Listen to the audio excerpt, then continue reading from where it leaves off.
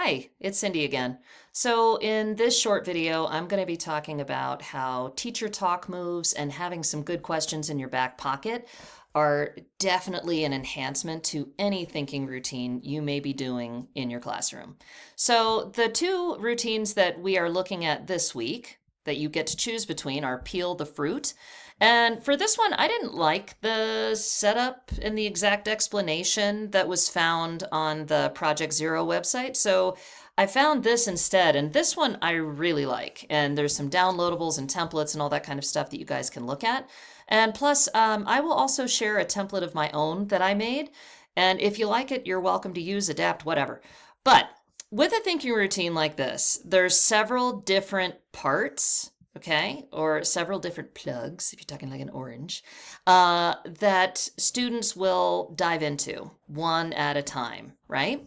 And so that can be really great for stopping, having a quick chat, getting some visible thinking up, all that kind of stuff from students.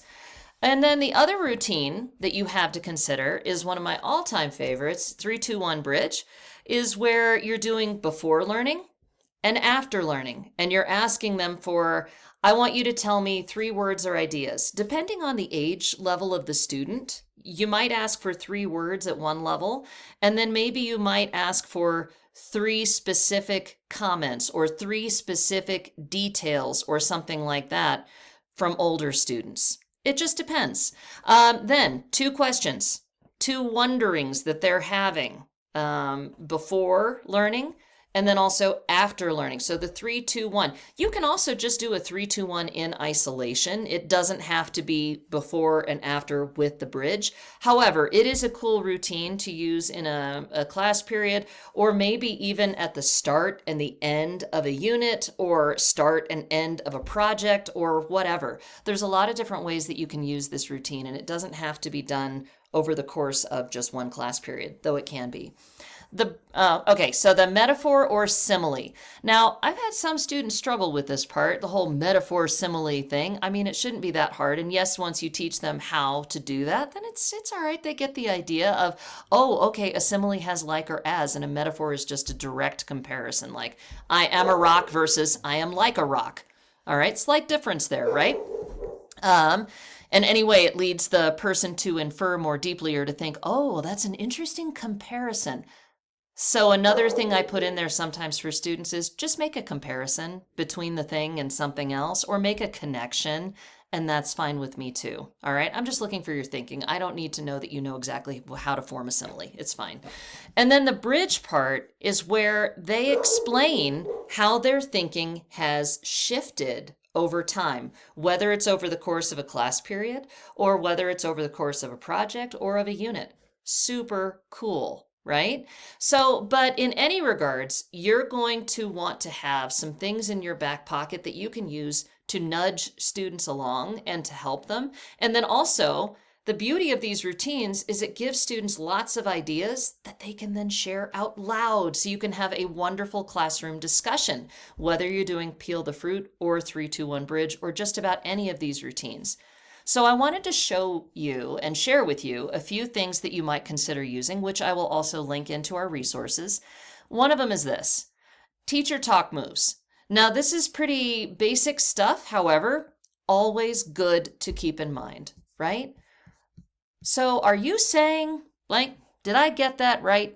By the way, it doesn't always have to be the teacher who are doing these things. The talk moves can be shared widely with students. You could put it as like an anchor chart on your wall, and you could say, hey, students, which of these might we be able to use today? Which one of these might you try to use as you're listening to your peers and we're engaging in this discussion?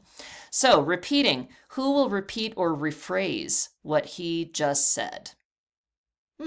Reasoning. Do you agree or disagree? Now, this is a great softball type question, and I like to call it that because, not to demean softball, but like, it's a little bit easier. A little bit like, here we go. Agree or disagree. Everybody in the whole class should be able to agree, thumbs up, give you a nice visual, or disagree.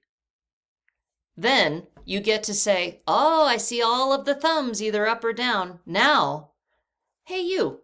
Tell me why. Tell me why you had your thumb down. Hey, you, can you tell me why you had your thumb up?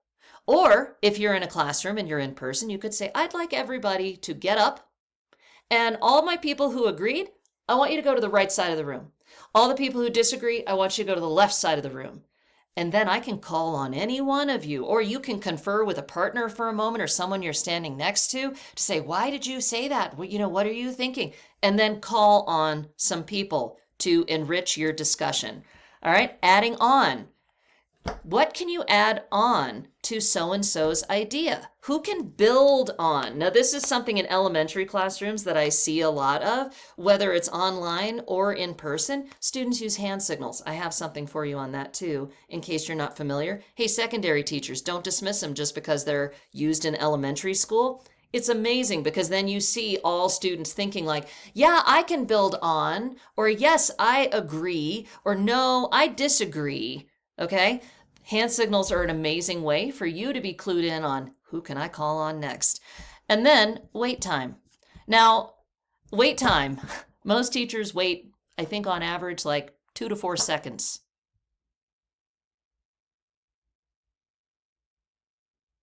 Isn't that crazy? I can't always think off the top of my head in 2 to 4 seconds of how I might answer something I've never thought about before. So imposing wait time. Not letting students raise their hands and saying, I'm going to ask everybody in here a question. I don't want to see a single hand raised. Look around. No hands. Great. Okay. Because, you'll always have those kids. Oh, me. I know exactly. And you go, do you really know? Do you really?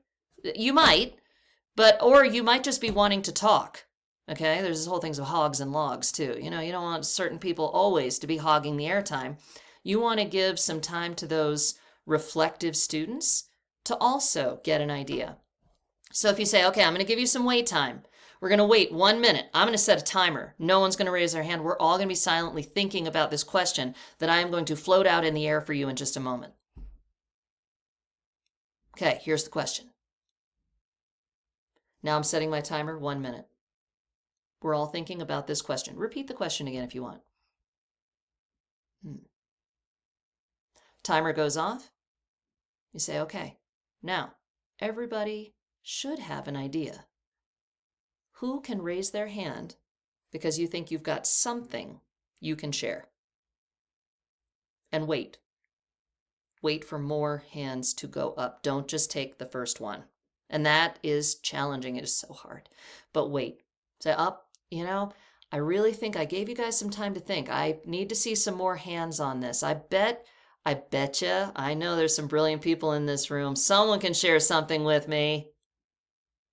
And you wait. And then call on some people. Maybe be strategic about it. Maybe okay, I know from talking to this kid before that they know some things. Okay, but you don't want them to give away everything, okay? No, I'll let you share with me one thing, one short thing that you were thinking about. Okay. What were you thinking about? What were you thinking about? And be strategic in who you're calling on to try to get from everybody at some point during the week. Okay, I know it's a challenge, but talk time and all that stuff, it's like a passion of mine. Anyway, hand signals. I told you I'd let you know about some hand signal things. All teachers can use these, and this will grow your discussion within your classroom, and it will help students know, oh, she sees me.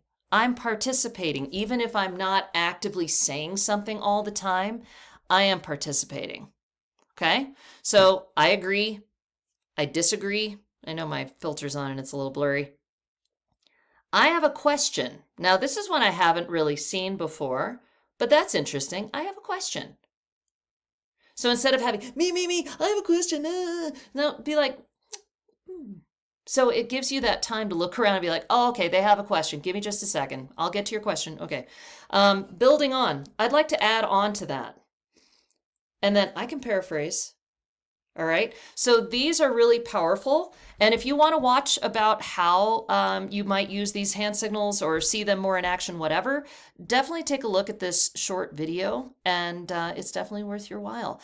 So I hope that you all are thinking about how can I use these routines in such a way to help my students' thinking grow through discussion, because we know that whoever is doing the talking is doing the learning. And so passive listening is not where it's at. We want to make sure that we're giving our students not only these wonderful routines to work through to show their thinking, visibly, we want to also get it audibly. We want to get it out there in the room. So 3, 2, 1 bridge. I'll share this with you all. If you're interested, you can definitely use and adapt if you like. So that's a Google slide. And then peel the fruit. I've got it built out into a whole routine here that, again, I will share with you. This could make for a nice silent discussion if you wanted to, or you could make copies for groups and put it out there and have students have at it. Whatever you choose to do if you like it. And that's all.